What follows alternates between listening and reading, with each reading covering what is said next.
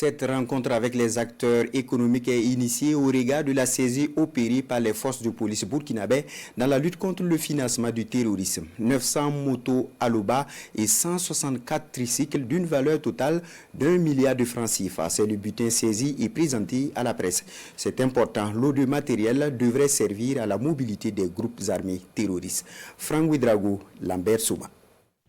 La lutte contre le financement du terrorisme et le blanchiment de capitaux amorce une nouvelle trajectoire au Burkina Faso. Au camp CRS de Wayalguin, le ministre de la Sécurité présente l'importante cargaison de motos de type Apsonic Aloba et de tricycles saisis par les forces de police sur le terrain. En violation des règles en la matière, ces moyens roulants étaient convoyés dans un pays voisin. Nous sommes venus ici aujourd'hui parce qu'il y a eu une saisie de cargaison de 900 motos Apsonic et de 164 tricycles sur la RN1 à destination de Korogo en République de Côte d'Ivoire.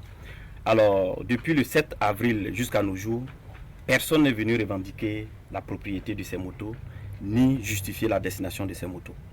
Donc, à l'instant T, nous présumons que ces motos étaient destinées aux terroristes. À l'instant T, ces motos seront confisquées et confiées à l'unité qui a procédé à la saisie de ces motos pour être employés par nos FDS et nos VDP sur le théâtre des opérations.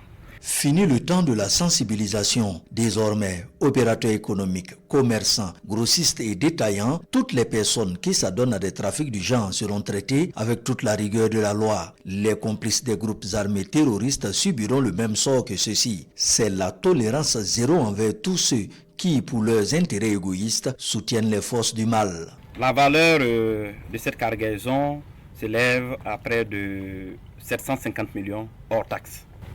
Voilà, ça veut dire que si on ajoute les taxes de douane, etc., ça va aller au plus d'1 milliard. C'est l'occasion pour moi également de lancer cet appel à tous les commerçants, à tous les acteurs économiques, que désormais la guerre contre le financement du terrorisme va prendre une autre ampleur en termes de rigueur, mais en termes également d'action concrète sur le terrain. En plus de la cargaison des 3 camions remorques présentés cet après-midi, 6 autres camions remorques sont dans les filets des forces de police. Les propriétaires se font toujours attendre. Dans un délai de 2 mois après leur interception, les motos et autres matériels roulants seront mis à la disposition des forces combattantes.